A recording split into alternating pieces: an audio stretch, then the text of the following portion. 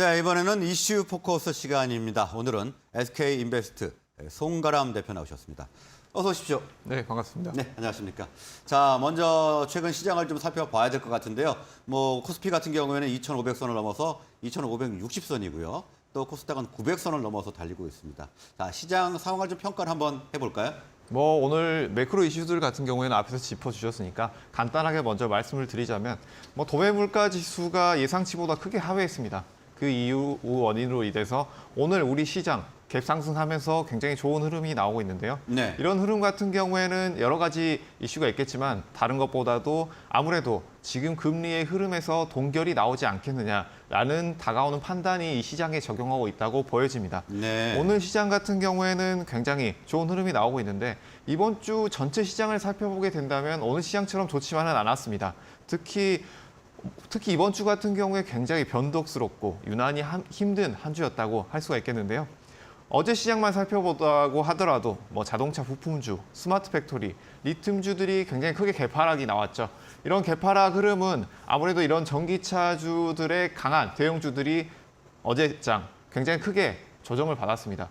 그 이유로 인해서 이런 전기차 관련주들이 조정이 나왔다라고 네. 볼 수가 있겠습니다. 그 이외에 하지만 어제 옵션 만기일임에도 불구하고 이런 개파락 흐름 속에서 제약주들, 그 외에 시총 상위주들이 어느 정도 선방을 하면서 보합권 흐름을 이끌어냈는데요. 이런 보합권 흐름이 나왔던 흐름 같은 경우에서 우리가 이 점에서 어떤 것들을 봐야 되느냐라고 한다면 지금 시장에서 이 전기차 흐름 이어갈 것이냐, 이 전기차가 주도주 역할을 할 것이냐, 아니면 지금의 넘어오는 이 바이오 흐름이 좀 더 강세로 나올 것이냐라는 점을 판단해 보아야 할 시기라고 보여지는데요. 네. 이제 이런 것들을 보자면 우리가 아무래도 이런 주가 같은 경우에는 4년 그리고 10년 주기로 흐름이 나온다라고들 많이 얘기를 하시는데 예전 흐름들을 살펴보게 된다면 2000년대 IT 버블 그 시절에 새로운 기술이 코스피 시총 10위권까지 진입한 시기가 있었습니다. 이때 상투를 찍고 굉장히 조정을 크게 받았다. 네, 정말 오랜만에 네. 들어보는 이름이네요. 새로운 기술. 네. 이제 주식을 오래 하신 분들은 많이들 들어보셨을 텐데 이 새로운 기술 같은 경우에는 시총 10위권 전후의 종목 3개를 합한 것보다 시총이 더 커지는 시기가 있었습니다. 이 시기에 굉장히 크게 상투를 찍고 조정을 받았고 이때 새로운 기술 같은 경우에는 주식이 꿈을 먹고 자란다라고 하지만 여기에서는 이런 실적 같은 것보다는 앞으로 기대감이 굉장히 컸다라는 것을 볼 수가 있겠습니다. 그 이후에 2007년경에는 굉장히 조선주가 강했습니다. 대표적으로 이 STX를 볼 수가 있겠는데요.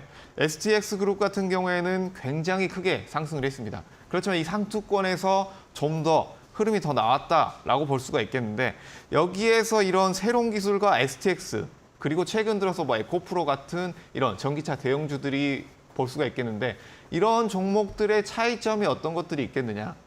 여기에서는 우리가 앞으로의 미래 성장성, 꿈을 보고 있다라고 하지만 실제로 실적이 뒷받침되느냐, 그리고 우리가 여기에 새로운 산업의 패러다임을 바꿀 수 있겠느냐라는 측면 두 가지를 봐야 되는 시기로 보입니다.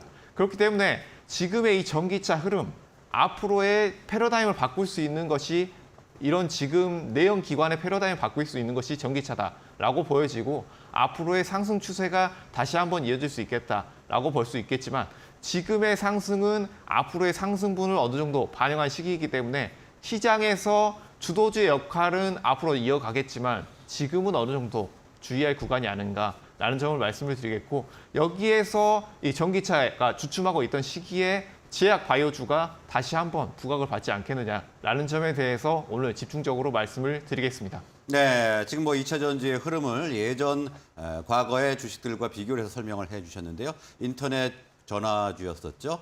새로운 기술과 조선주였던 STX와 비교해서 분석을 해주셨습니다. 자, 그러면 주목하는 섹터와 업종을 좀 알아봐야 될 것 같은데 어떻게 보고 계신가요? 네, 지금 가장 주목하고 있는 섹터 같은 경우에 기존에 많은 분들이 관심을 가지고 계셨던 제약 바이오 섹터입니다. 네, 이 제약 바이오에서 최근에 흐름이 좀 좋아지고 있는 것 같습니다. 네, 굉장히 최근에 흐름이 굉장히 좋아지고 있고요. 네. 많은 전문가들이 분석하고 있는 내용이 아무래도 전기차가 주춤하고 있는 시기에는 이런 큰 흐름이 제약 바이오로 옮겨오지 않겠느냐라는 분석들이 이어지고 있는데요. 이런 분석 이외에도 하반기에 펀더멘탈 개선과 함께 본격적인 반등이 시작되지 않겠느냐라는 분석도 함께 시작되고 있습니다. 네. 이 하반기로 갈수록 제약 바이오 섹터의 펀더멘털이 개선될 소지가 굉장히 높다라고 볼 수가 있겠는데 지금 뭐 공장에서 새로운 제품들을 추가하고 있고 그리고 새로운 파이프라인도 추가되고 있습니다. 그 외에 미국 FDA, BLA에 재신청되는 이슈들도 많이 가지고 있는 업종들이 많이 있기 때문에 지금 이 제약 바이오 섹터들은 우리가 좀 더 주목을 해볼 필요가 있겠다라는 점을 말씀을 드리겠고요. 이 제약 바이오가 작년 같은 경우에 코로나 이슈로 많이 올라왔습니다. 그렇기 때문에 이런 이슈로 많이 올라온 이후에 굉장히 크게 조정을 받았지만 지금은 뭐 바닥권에서 어느 정도 이렇게 조정을 어느 정도 시간 조정과 가격 조정 모두 받았기 때문에 지금은 우리가 충분히 지켜볼 만한 시기가 왔다라는 네. 점을 말씀을 드리겠습니다. 네, 제약 바이오주는 지금 하반기에 펀더멘탈 개선이 기대가 되면서 본격적인 반등이 기대된다 이렇게 말씀을 주셨는데 방금 전에 말씀 때 뭐 각종 모멘텀들이 좀 있다 이렇게 말씀 주셨거든요. 네네. 어떤 것들이 있는지 좀 살펴볼까요? 네, 단기 모멘텀으로는 뭐 이 암학회가 있죠. 뭐 학회라든지 제약 바이오주들의 파이프라인, 다양한 파이프라인 등에서 임상 발표, 승인, 학회 이 세 가지 이슈들이 단기로, 장기로 이렇게 꾸준히 오고 있다라는 점을 볼 수가 있겠고요. 이런 이슈들 외에도 섹터의 추가 급등 요인들이 몇 가지가 더 있습니다. 이런 인상 사이클이 금리도 안정화되고 그리고 이런 외부 요인들이 이벤트가 지속된다라고 한다면 이 밸류에이션이 낮은 제약주들은 여기서 더 올라오지 않겠느냐라는 점들을 볼 수가 있겠고요. 뭐 SK 바이오사이언스, 대화제약, 이연제약 이런 제품들 같은 경우에는 뭐 백신 부스터샷에 대한 이슈도 있을 수 있고 그 외에 우리가 여기에서 지켜봐야 할 섹터, 지켜봐야 할 것들을 제가 한 가지를 뽑아드리자면 네. 바로 첫 번째가 바이오시밀러입니다. 바이오시밀러 같은 경우에는 쉽게 설명을 드리자면 특허가 만료된 오리지널 바이오 의약품들을 모방해서 만든 것들입니다. 이 바이오시밀러는 동물 세포 그리고 살아있는 대장균 세포 등을 이용해서 만들고 있기 때문에 이런 비임상적으로 승인을 받아야 하는 측면이 있습니다. 하지만 우리가 여기서 주목해 봐야 할 점 바로 첫 번째가 가격 경쟁력입니다. 가격 경쟁력 같은 경우에는 우리가 제약 제품들을 이렇게 새로운 제품이 만들어지게 되려면 이런 제약 제품에 관심을 가지고 계신 분들이라면 누구나 아시겠지만 임상을 굉장히 오랫동안 기간에 걸쳐야 합니다. 네. 이런 임상 기간을 1상, 2상, 3상을 거치게 되면 비용도 굉장히 많이 들게 되고 승인의 기간도 굉장히 깁니다. 하지만 이 바이오시밀러 같은 경우에는 오리지널 제약 제품보다도 이런 것들이 카피약을 통해서 충분히 수익을 낼 수 있기 때문에 이런 바이오시밀러 관련 국내 회사들을 지금은 우리가 좀 더 지켜봐야 할 시기가 아닌가라는 네. 점을 말씀을 드리겠습니다. 그럼 정리를 해보자면 이 바이오시밀러 같은 경우에는 오리지널 의약품 신약 개발 때보다 절차나 비용이 좀 적기 때문에 훨씬 용이하다 이렇게 좀 볼 수가 있는 거겠죠? 네, 정확하게 말씀을 해주셨는데요. 네. 뭐 비용 측면도 있고 그리고 기간 측면도 굉장히 단축이 될 수 있겠다라는 두 가지를 말씀을 드리겠고요. 또 한 네. 가지 우리가 글로벌 이슈까지 체크를 해본다면 뭐 글로벌 시장에서 주요 오리지널 그러니까 많이 팔리는 제품들이 있습니다. 이런 제품들이 25년도 이전에 대거 특허가 만료될 예정에 있습니다. 그렇기 때문에 23년도부터 블록버스터 바이오 의약품 등의 치료제들을 우리 국내에서 이런 것들 특허권 외에 복제약을 생산하고 있는 업체들이 많이 있기 때문에 이런 업체들을 주목해 본다면 충분히 우리가 수익을 노려볼 수 있는 회사들이 많이 있겠다라는 네. 점을 말씀드리겠습니다. 자, 이렇게 국제 글로벌 업체들의 신약이 특허가 만기가 끝나기 때문에 이제 바이오시밀러 업체들을 주목할 필요가 있다 이렇게 말씀을 해주셨고요. 자, 그러면 업종 내 탑픽 한번 알아볼까요? 네, 이 업종 내에서 탑픽 같은 경우에는 제가 말씀드렸던 것처럼 이 바이오시밀러 업종 중에서 국내에서 대표적인 업종 바로 셀트리온을 가지고 왔습니다. 네. 이 셀트리온 같은 경우에는 최근 서정진 회장의 복귀로 인해서 이것으로 회사 결정력이 높아지고 앞으로의 주가도 견인될 것이다라는 전망 이후에 굉장히 좋은 흐름이 보여주고 있습니다.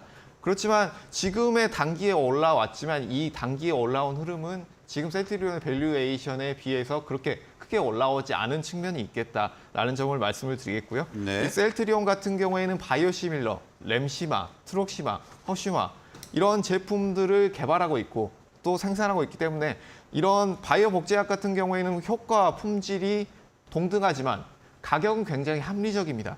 그렇기 때문에 이 삼성 바이오로직스나 셀트리온 같은 회사들은 국내에서도 충분히 이 바이오 시밀러 제품들을 생산할 수 있는 능력을 가지고 있습니다.